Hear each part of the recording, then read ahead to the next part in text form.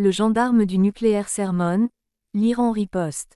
Face aux critiques sur son manque de coopération, cette dernière a annoncé avoir commencé, ce mardi, la production d'uranium à 60% et qu'elle allait limiter les visites des inspecteurs de l'agence onusienne sur son territoire.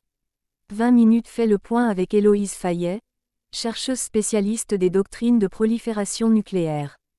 Que s'est-il passé ce mardi en Iran sur le volet nucléaire?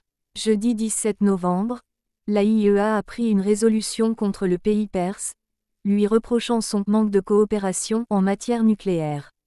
Ce seuil de 60% dépasse largement celui de 3,67% fixé par l'accord de 2015 entre Téhéran et les grandes puissances visant à empêcher l'Iran de se doter de l'arme nucléaire. Que peut faire l'Iran avec cet uranium enrichi à 60%? Aujourd'hui, l'Iran dispose d'une réserve de 386,4 kg d'uranium à 20% pour des applications civiles ou militaires et de plus de 60 kg d'uranium enrichi à 60%.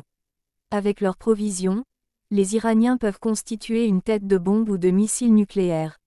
La militarisation de la charge nucléaire, c'est-à-dire la mettre sur un missile et envoyer ce dernier précisément sur votre cible, est un processus qui peut prendre plusieurs années, tempère Héloïse Fayet. Dans son arsenal, Téhéran dispose de missiles Khorramshahr, qui pourraient transporter une tête nucléaire et dont la portée maximale se situe autour de 2000 km. La reprise d'un dialogue entre l'Iran et les Occidentaux est-elle envisageable? Sur le dossier du nucléaire, le fossé entre l'Iran et l'Occident s'élargit de jour en jour. Les nations occidentales n'ont pas manqué de répondre aux annonces de Téhéran.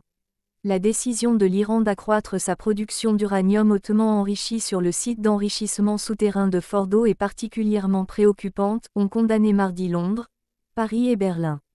Le même jour, la Maison-Blanche a exprimé sa profonde préoccupation face à la progression du programme nucléaire iranien. Notre dossier sur l'Iran depuis qu'elles ont repris en 2021, on n'a jamais été à un stade aussi fermé des négociations, résume Héloïse Fayet. Reste qu'il n'y a pas encore de ligne rouge clairement affichée dans ce dossier, mais si l'Iran atteint un enrichissement à 90%, les États-Unis ou d'autres pays comme Israël réagiront, diplomatiquement voire militairement, prédit notre experte.